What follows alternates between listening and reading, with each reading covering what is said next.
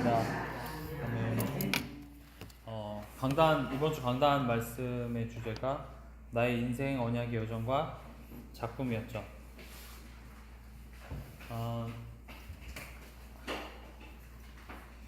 첫 번째 보면 모세의 수종자로서의 여정이라고 했습니다. 여호수아가 모세의 수종자로서 세 가지를 하긴 했어요.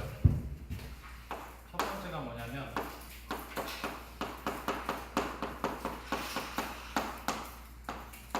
언약 주시는 하나님, 그리고 언약 주신 자와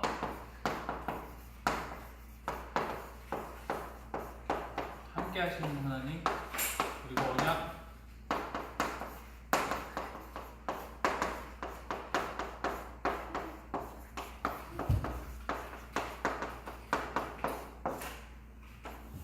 여호수아는 모세의 수종자로서 이 세 가지 체험을 했습니다. 그래서 언약 주시는 하나님, 모세가 정의감에 불타서 이스라엘 백성들을 출애굽시킨 게 아니라 하나님께서 모세를 부르셨고, 그리고 하나님께서 그 언약을 주셨기 때문에 하나님의 그 언약의 성취에 대열에 있었던 게 모세인 거예요. 하나님께서 모세에게 언약을 주셨어요. 하나님께서 여호수아에게 말할 때, 그리고 갈렙도 이런 고백을 했죠. 하나님께서 모세에게 주셨던 그 말씀이 우리에게도 이루어지길 원한다. 마찬가지로 여호수아는 이게 모세가 그냥 어떤 인생의 사명으로 그냥 우리 백성들이 여기에 붙잡혔으면 안 되는구나, 그냥 그런 마음으로 출애굽하자는 것이 아니라 하나님께서 모세에게 언약을 주셨구나, 이게 수종자로서 옆에서 계속 체험한 거였죠. 두 번째는 언약 주신 자와 함께 하시는 하나님입니다. 모세가 제가 누구라고 출애굽 가서 합니까? 했을 때 하나님께서 뭐라고 하셨죠? 3장 12절에 내가 반드시 너와 함께라고 말씀하셨습니다. 그러면 여기서 말하는 그 함께, 하나님께서 말하는 이 함께의 정의는 하나님의 그 언약의 흐름 가운데 선택함을 받았고 그 가운데 쓰임을 받는 그 자체가 바로 함께라는 거예요.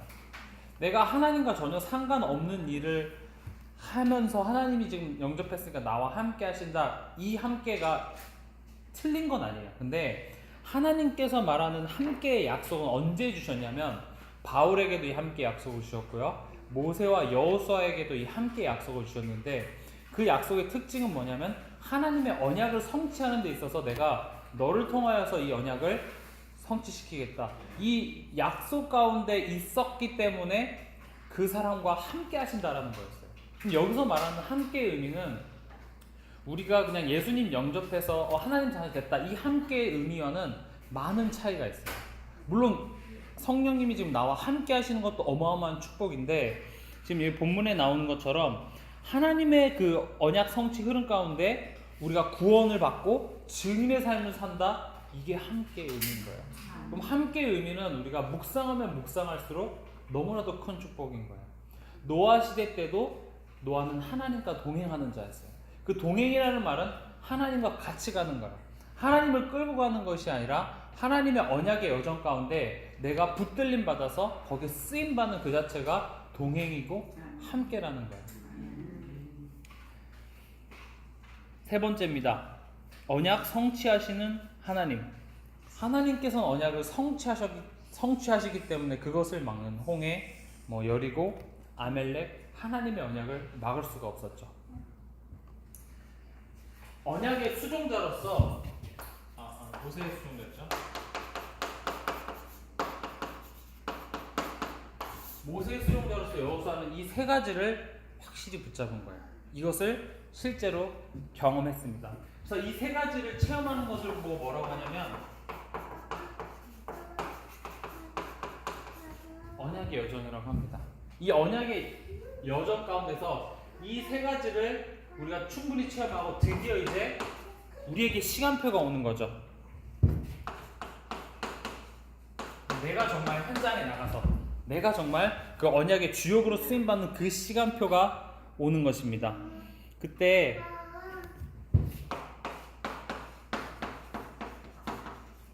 하나님께서는 사실 모세가 죽기를 기다리신 것이 아니라 미리 출애굽기 17장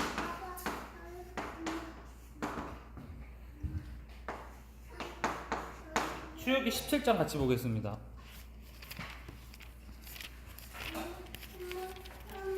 14절만 같이 읽도록 하겠습니다. 17장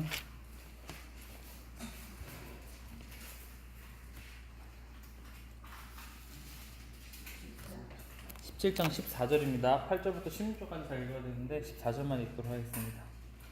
여호와께서 모세에게 이르시되 이것을 책에 기록하여 기념하게 하고 여호수아의 귀에 외어 들리라. 내가 아멜렉을 없이 하여 천하에서 기억도 못하게 하리라. 아멘. 지금 위 세 가지 언약 주신 하나님, 언약 가진 자와 함께 하시는 하나님, 그리고 언약 반드시 성취하시는 하나님, 이 세 가지를 기록해서 여호수아에게 들려주고 또 그걸 외우게 하라 그랬습니다. 그러면은 우리가 후대에게 무엇을 전달해야 될까에 대한 질문의 답이 여기 나옵니다. 우리가 이제 랩런트들 요즘 이렇게 성경 구절 많이 외우고 해요. 전 너무 좋다고 생각하거든요. 근데 단순히 말씀만 외우고 끝나는 것이 아니라 아이들은 사실 부모를 보거든요. 내가 진짜 말씀만 열심히 외우고 막 은혜 받고 왔는데 부모의 실제적 간증 한마디, 부모의 불신앙 고백 한마디가 아이들에게 어마어마한 영향을 끼친다라는 거예요. 지금 이 17장의 내용은 아멜렉 전투 싸우고 이 언약 붙잡은 자와 함께 하시는 그 증거를 기록해서 여호수아에게 계속 외우게 하고 생각하게 하고 그것으로 기준 삼게 하고 그렇게 했는데, 그 말은 무엇이냐면은 우리가 진짜로 삶 속에서 진짜 말씀 중심의 삶, 언약 붙잡고 언약의 믿음의 고백을 하는 그것을 자녀들이 본다라는 거야. 단순히 너 말씀 외워 하고 부모는 불신앙 계속하고 있고 부모는 말씀과 전혀 상관없는 삶을 살고 있다. 어찌 보면 그게 더 치명적일 수가 있다라는 거예요. 그래서 언약 성취의 실제적 간증을 들려주라 그 말이에요. 그냥 그 글로만 되어져 있는 것을 여호수아에게 말한 것이 아니라 실제로 아멜렉 전투와 싸웠던 18절에 보면 이르되 여호와께서 맹세하시기를 여호와가 아말렉과 더불어 대대로 싸우리라 하셨다 하였더라. 실제로 여호와께서 언약 가진 자와 함께 하시고 언약 성취하시는 그 체험의 간증을 기록하고 알려주라는 거예요. 그거는 지금 우리 시대 말로 하면 포럼이죠. 실제적으로 강단 말씀을 붙잡고 그게 엄마는 이거 이렇게 붙잡았는데 이렇게 성취가 됐어. 정말 하나님의 말씀은 성취되어지는구나. 이 고백이 아이들에게 들려져야 된다는 거예요. 후대에게 들려져야 된다는 거죠. 여호수아에게도 하나님께서는 이 지도자로 세우시기 전에 미리 출애굽기 17장에 모세에게 계속 말씀하셨어요. 이 전투 싸운 거 기록해서 모세에게 알려주라. 실제적으로 요 세 가지 거기에 대한 성취 이거를 계속 들려줍니다. 물론 말씀 외우는 것도 중요하고 그리고 뭐 기록하는 것도 중요하지만 실제적인 부모로서 교회 선생님들은 일주일에 한두 번밖에 못 만나는데 부모는 매일 만나잖아요. 그럼 그 부모가 매일매일 삶 속에서 실제적으로 5가지 포인트, 그 5가지 포인트가 어떻게 나에게 성취되어지는지, 그리고 가족이 같이 어떤 겪는 문제나 그런 상황들이 있잖아요. 그런 가운데 있어서 부모가 막 같이 힘들어하고 막 어려워하는 것이 아니라 그래, 이번 주 강단 말씀이 이거였지, 우리 이거 붙잡고 같이 기도해보자. 그랬을 때 어떻게 성취되어지는지 딱 증인이 되는 거예요. 저 같은 경우는 그게 굉장히 많거든요. 어렸을 때 쌀이 없으면 막 그거 이제 붙잡고 기도했는데 누가 집 앞에 이렇게 쌀 갖다 놓고 이제 그런 거 보면 이제 어린 제 나이 수준에 딱 맞는 건데 진짜 하나님이 내 의식주 책임지시는구나, 이런 거에 증인이 되어진다라는 거예요. 만약에 쌀이 없는데 그때 막 사모님께서 아이고 쌀이 없는데 어떡하냐 막 우시고 막 아이고 쌀 밥 아껴 먹어라 이런 식으로 나왔으면 아무리 말씀해도 그게 소용이 없는데, 그것과 상관없이 그러면 죽으면 죽는 거지 뭐. 하나님께서 책임지신다. 그럼 거기에 딱 증인이 되어지니까 이제 진짜 하나님이 살아계시는구나. 그 체험이 여호수아에게 전달이 되어졌다라는 것입니다. 그래서 불신앙의 고백, 불평이 아니라 말씀 성취의 증인이 되라. 그것이 최고의 교육이다. 그럼 우리가 붙잡아야 될 말씀은 강단 말씀입니다. 다른 말씀이 아니라 강단 말씀 성취에 내가 증인이 되면 그 증인의 축복이 우리 후대에게 그대로 전달되어질 수밖에 없습니다. 신명기 6장 1절에서 10절에도 보면 가나안 땅 입성 전에 이 세 가지 찾아보시면 아시겠지만 이 세 가지를 후대에게 각인시키고 집중시키라고 했습니다. 그랬을 때 이제 마침내 시간표가 왔죠. 여호수아서 1장 다시 돌아가면 여호와의 종 모세가 죽은 후에 그랬습니다. 모세가 죽었어요. 이거는 우리가 그냥 한 줄로 나와 있어서 그냥 넘어가기 쉬운데, 모세가 죽었다라는 말은 어찌 보면 이스라엘 백성들이 모세 하나 믿고 지금 출애굽 나와서 광야 사막 가운데 놓여져 있는데 지도자가 죽었다라는 거예요. 솔직히 뭐 류목사님 좀 건강하시지만 만약 류목사님 갑자기 돌아가셨다, 그것만 생각해도 막 상상하기 힘들어요. 근데 지금은 이제 뭐 류목사님이 그냥 말씀 주시는 정도인데, 이때는 모세 믿고 지금 다 출애굽해서 광야 가운데 있어요. 배고플 때 모세가 기적을 행했을 때 만나 주고, 목마를 때 물, 그리고 어떠한 그 민족들이 막 침략해 들어와도 모세 때문에 다 이겼다라고 백성들은 생각하고 있었는데, 그 모세가 죽었어요. 어마어마한 위기입니다. 어려움이 되고. 근데 그때가 바로 하나님의 가장 완벽한 시간표입니다.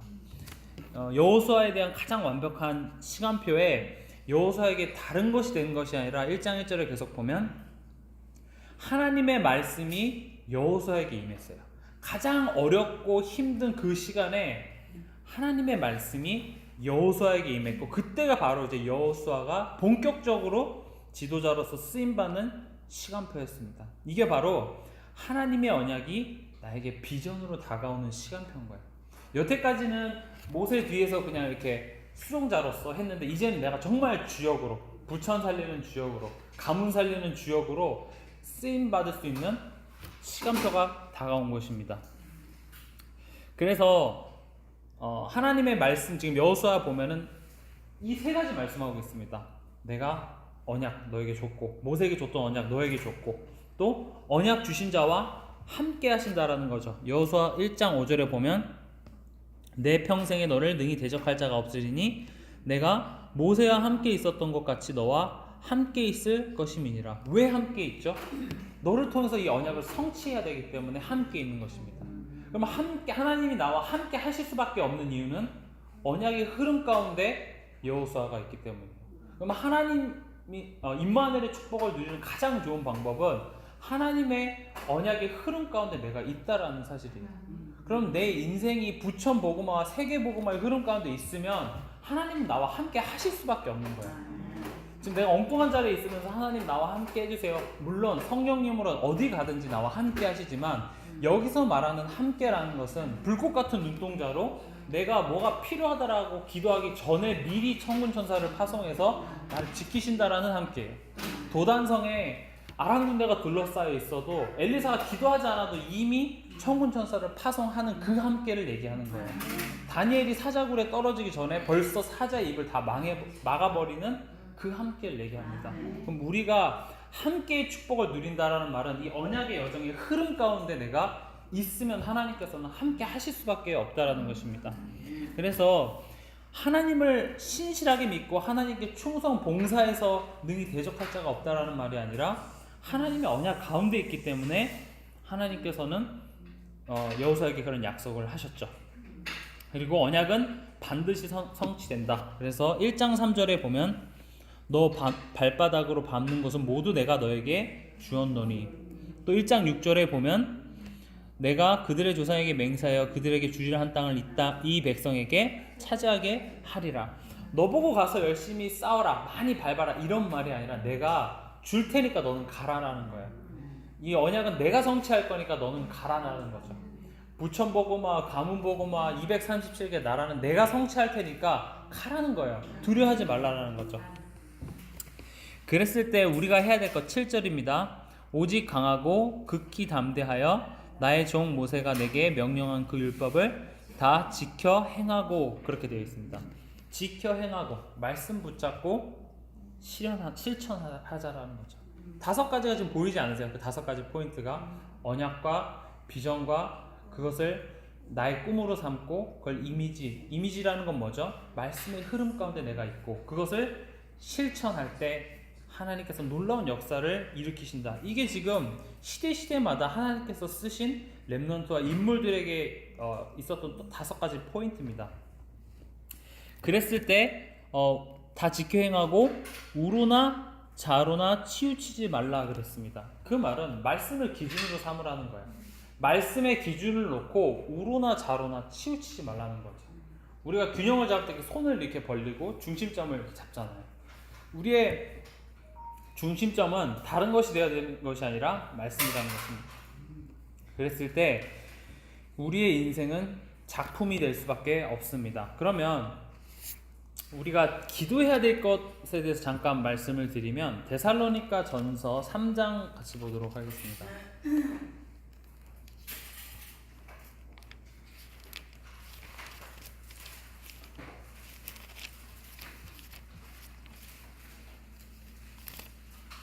죄송합니다. 데살로니가 후서입니다.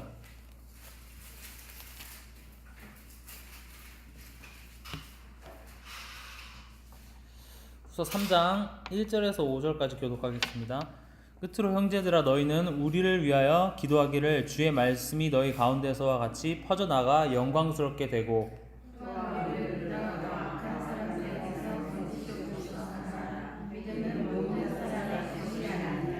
주는 미쁘사 너희를 굳건하게 하시고 악한 자에게서 지키시리라.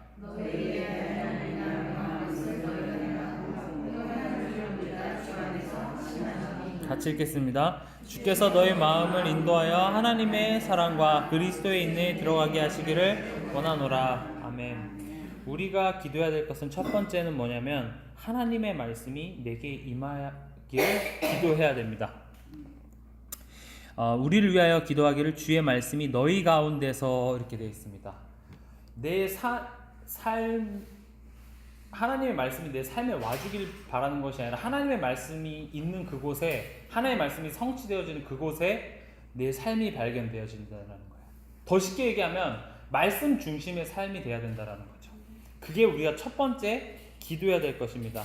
두 번째는 1절을 계속 보면 너희 가운데서와 같이 퍼져나가라고 되어 있습니다. 영어 성경에 보면은 그 말씀이 나를 통해서 급속히 퍼져나가길 기도하라고 되어 있습니다. 다른 것이 나를 통해서 퍼져나가는 게 아니에요.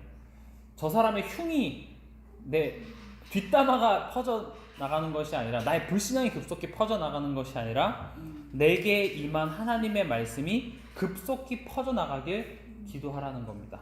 그리고 그 말씀이 영광스럽게 되길 기도하라 그랬습니다. 영광스럽게 된다라는 말은 우리가 존경하고 따르고 목표를 둔다라는 말이에요. 그 말은 말씀 중심의 삶, 말씀 집중의 삶이 되길 기도하라는 거예요. 다른 것을 영광스럽게 생각하는 것이 아니라 우리가 살다 보면 돈을 영광스럽게 생각할 때도 있고 나의 자존심을 영광스럽게 생각할 때도 있고 나의 자녀를 영광스럽게 생각할 때도 있는데 그것이 아니라 오직 말씀이 영광스럽게 되길 기도하라고 했습니다. 그랬을 때 이제 2절 3절 보면 또한 우리를 부당하고 악한 사람에게서 건지시옵소서 하라. 믿음은 모든 사람의 것이 아니니라 라고 되어 있습니다. 지금 이 말은 뭐냐면은 부당하고 악한 사람들에게 건지시옵소서라고 기도해라. 왜냐하면 모든 사람이 너희와 같은 믿음이 없기 때문이다. 그러니까 반대로 얘기하면 믿음 없는 사람을 위해서 이렇게 기도해 주라라는 거야. 3절에 보면 그러나 주는 미쁘사 너희를 굳건하게 하시고 약한 자에게서 지키시리라 라고 되어 있습니다.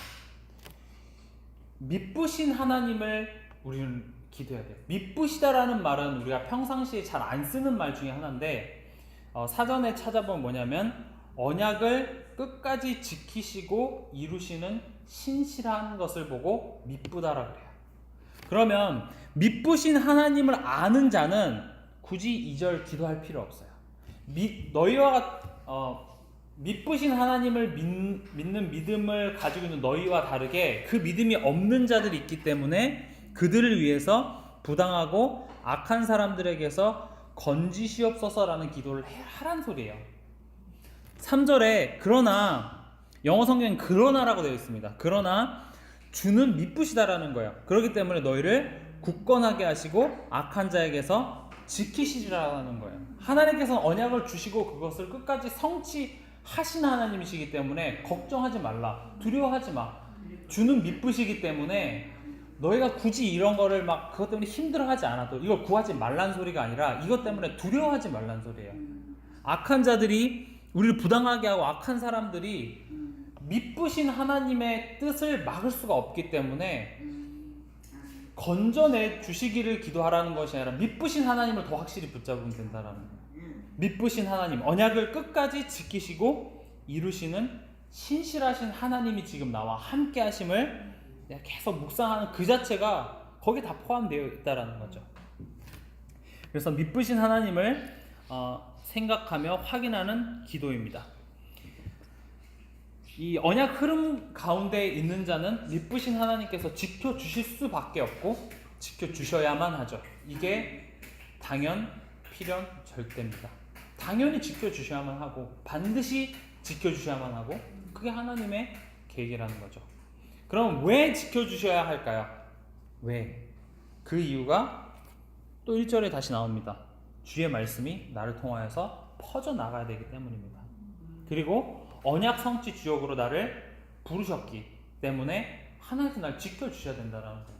더 쉽게 하면 하나님 나를 불러주셨기 때문에 하나님이 나를 지켜주셔야 된다는 거죠. 이 언약 성취 나를 통해서 하시겠다라고 하셨기 때문에 4절입니다. 우리가 기도해야 될 것이 뭐냐면 너희에 대하여는 우리가 명한 것을 너희가 행하고 또 행할 줄을 우리가 주 안에서 확신하노니 라고 되어 있습니다. 바울이 데살로니가 교인들에게 뭘 명했을까요? 저는 확신하건대 138을 얘기했을 거라고 확신합니다.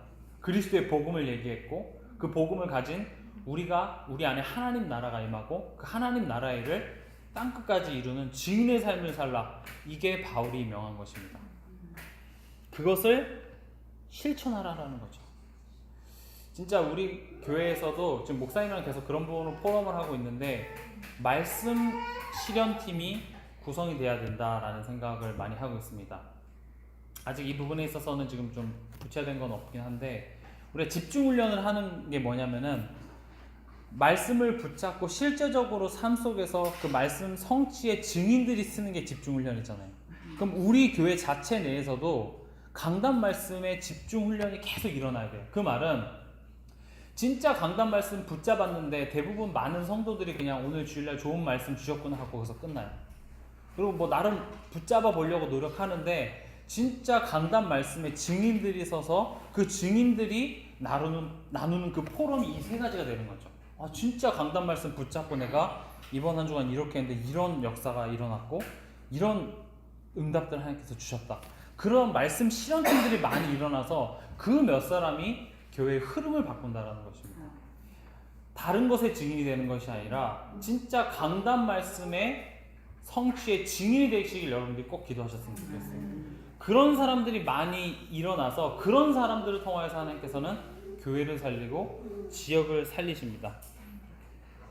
그래서 5절에 보면 주께서 너희 마음을 인도하여 하나님의 사랑과 그리스도의 인내에 들어가게 하시기를 원하노라 라고 되어 있습니다. 우리의 마음을 인도하심의 결과, 즉 성령 인도를 제대로 받은 사람은 이 두 가지로 들어가게 되어 있어요. 첫 번째는 뭐냐면 하나님의 사랑 안에 들어가게 되어 있습니다. 하나님의 사랑이라는 말은 구원이죠. 하나님께서 우리에게 보이신 가장 큰 사랑은 구원입니다. 두 번째는 그리스도의 인내에 들어가게 하심이라고 되어 있습니다. 그럼 그리스도의 인내가 뭐죠? 뭐냐면 세상 끝날까지 하나님의 은혜의 역사를 계속 하시기 위해서 오래 참으심과 그것을 완성하시며, 다시 말씀드리겠습니다. 그리스도께서 우리를 그리스도의 절대 제자로 불러주셨는데 우리가 아직도 연약해서 넘어지고 속기도 하고 불신앙하기도 하는데 하나님께서는 결국 나를 부르셨기 때문에 완성을 하나님께서 하신다라는 거예요. 그 완성하시는 그 순간까지 너 어겼으니까 하나님 떠나시는 게 아니라 계속 기다리면서 그리스도의 날까지 오래 참으심이라는 거예요.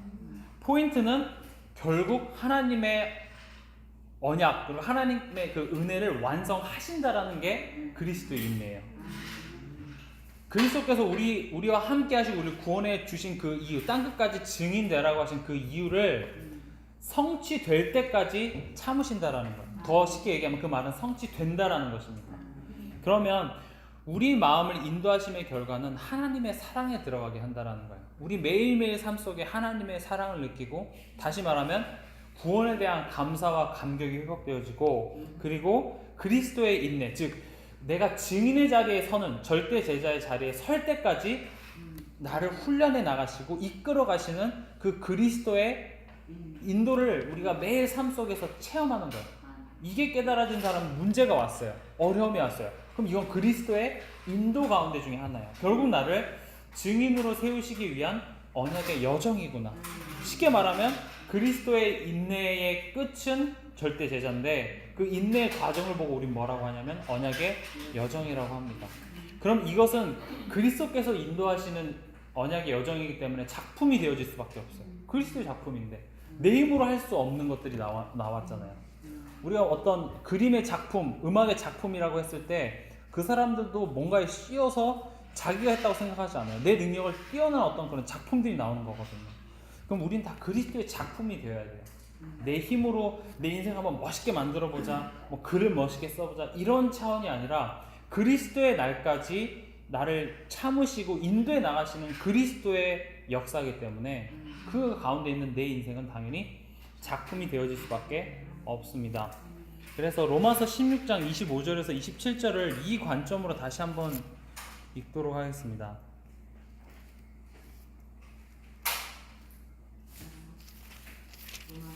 로마서 16장 25절에서 27절입니다.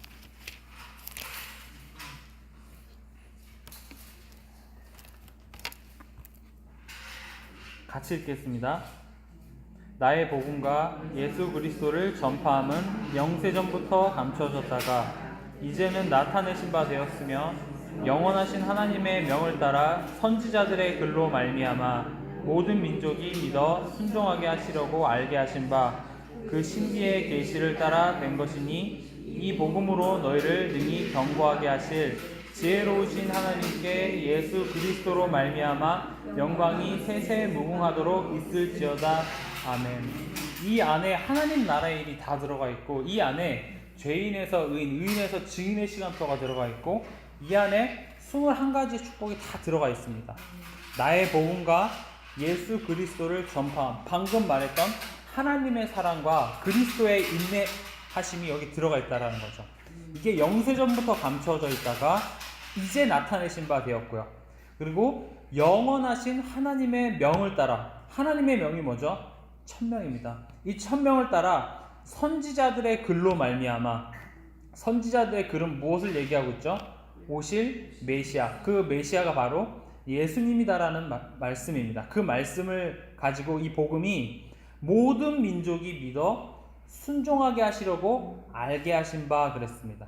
내가 복음을 깨닫고 나에게 하나님의 천명이 깨닫게 하신 그 이유는 모든 민족이 그리스도 복음 알게 하시기 위해서 그 신비의 계시를 따라 된 것이니 라고 되어 있습니다. 이 복음으로 우리를 능히 견고하게 하실, 우리의 인생을 통하여서 우리 인생을 절대제자의 작품으로 완성하실 지혜로우신 하나님께 예수 그리스도로 말미암아 영광이 세세 무궁하도록 있을지어다. 세세 무궁하도록이라는 말은 영원이에요. 그럼 절대 제자로 세워지는 내 인생은 영원한 것이죠. 그 안에 내가 받을 축복은 영원한 것입니다. 이 로마서 16장 25절에서 27절 여러분들이 깊이 묵상하면 묵상할수록 이 안에 다 들어있습니다. 이번 주 강단 말씀이 나의 인생 언약의 여정과 작품이에요. 그러면 제가 지금 말씀드린 것들을 약간 보조 교재로 삼으시고 다시 한번 강단 말씀을 여러분들이 들어보세요. 그럼 어떤 내용이 있는지, 그냥 지나갔던 말이 이제 다르게 들리기 시작할 거예요. 목사님께서 했던 말씀을, 제가 지금 드린 말씀을 이렇게 어떤 보조 교재로 삼으시고 다시 한번 강단 말씀을 붙잡으시고, 내가 이 강단 말씀의 증인이 돼야 되겠다. 우리 집중훈련 하면은 이렇게 한 명씩 앞에서 증인으로 쓰잖아요. 그러면은 우리는 다른 거에 증인이 아니라 강단 말씀에 이번 한 주간 동안 내가 이번 한 주간 동안 만나는 모든 사람들에게 이 강단 말씀의 증인, 나로 인해서 이 말씀이 퍼져나가길 원한다라고 말씀하셨죠. 여호수아에게 다른 것 증거하는 것이 아니라 아멜렉과의 전투에서 하나님이 함께 하셔서 싸워서 이긴 그 증거를 기록해서 들리게 하라고 했던 것처럼, 그러면 내 자녀에게, 내가 만나는 모든 사람에게 이 강단 말씀의 성취가 들려지도록, 그 삶이 바로 절대 제자의 삶이고 사람을 살리는 삶이 될 줄 믿습니다.